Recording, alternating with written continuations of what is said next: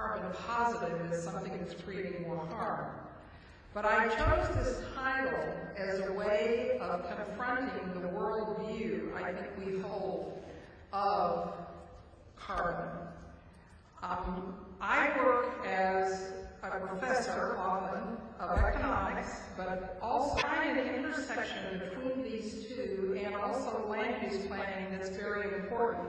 That I think the way the intersection of these three gives us a way to think about it.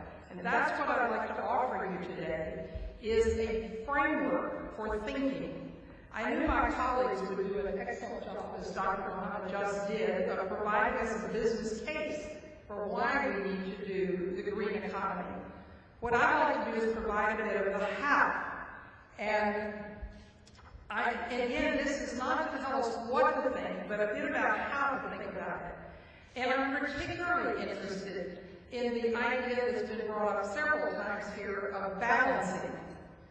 The idea of trying to balance between being growth economies and being sustainable economies. I think a better term, and it's a part of the worldview I'd like to offer, is to leverage. Now, one of the reasons I use the word leverage is I am a practical person. I am very much a business person.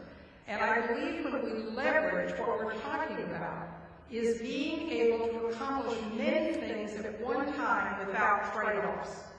And I think the way we often think right now of carbon is it's a little of this and less of this. So how is it we learn to take actions that could leverage all of our business development, our economic development, even our policy development and recommendations, and even how it goes into trade policy? I believe we actually have to begin to think about it in a different way and start to think of carbon as life thinks of it. We tend to, as humans, think of carbon as something separated out, unsequestered, floating in our atmosphere, which we need to extract. And that's true. We must do that.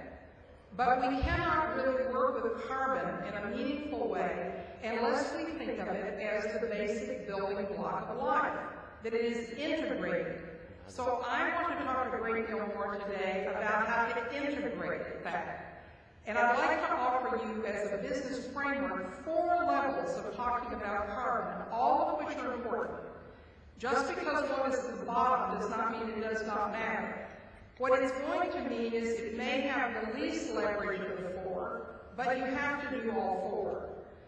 So at the bottom level, I talk about here the idea of carbon negative, which of course is a term we're familiar with, which is to be able to negate the impacts we have of what we've created with carbon. And we must get better at doing this. And yesterday when someone said, don't follow the West, I want you to know structures and transactions and how they create cultures. This has to be a part of the integration also because it's the web of life. And then on the outside green, for me, is the ecology, the hydrology, which we learned about, the geology, and the biology. So for me at this level, we begin to find solutions that are based on all of these in an integrated way. Nature farms in a forest by including animals, including plants, food, fiber, and everything in one place. So I believe until we change this way of working on the separate elements, we may not be able to find the kind of integrated solutions we need. And the 4th level, and this again may I remind you, is to create a dialogue with it. It's when companies come together, when nations come together and say, how do we enter the green economy? And I'm saying that each of these at one level, the next level, and the next level increases the power of having economic stability. The top level is the idea of actually increasing not just the number of things. The more you can create higher value-added economies, the more you place a demand for higher education and bringing in higher skill. So I encourage you to be continuing to think about moving up these levels from negating the impacts and neutralizing the impacts to more carbon positive and much more being able to bring together in an integrated way food, fuel, fiber, and fluid, water, all and find a much more differentiated way. I would like to just summarize with a story. I work with DuPont Corporation, which has some facilities in the Middle East, and that's a great many in Europe, where I spend a lot of my time and life and love that continent too. One of the things that DuPont did is working in this process of finding the unique and distinctive kind of work, this fourth level, is they began to really look at understanding the molecules themselves. And you can ask, what is the molecule out of which petroleum is made, and what is it that it can be differentiated into as an example for this region? DuPont created and partially discovered, partly in creating, looking for a substitute for Freon, it found tetrafluoroethylene. Now, tetrafluoroethylene was quite an unusual molecule because it had a kind of frictionless ability to move around. It was inert, and it was temperature resistant. There could have been so many things done besides coating pans and cookware, but DuPont did not see it, as I'm asking you to learn to see the impact of the molecule.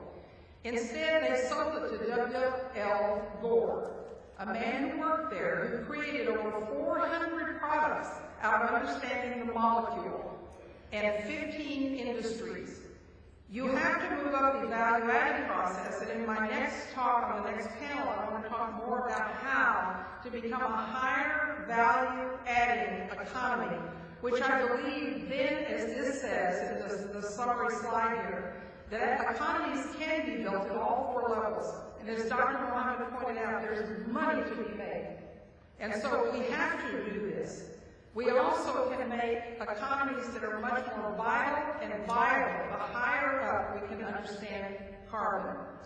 We can create commercial ventures. We can create ones that are non-displaceable on the global market if we can move up the higher value-added levels.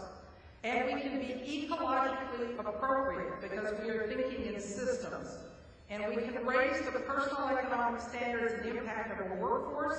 We can bring innovation, and we can foster economic development. Thank you.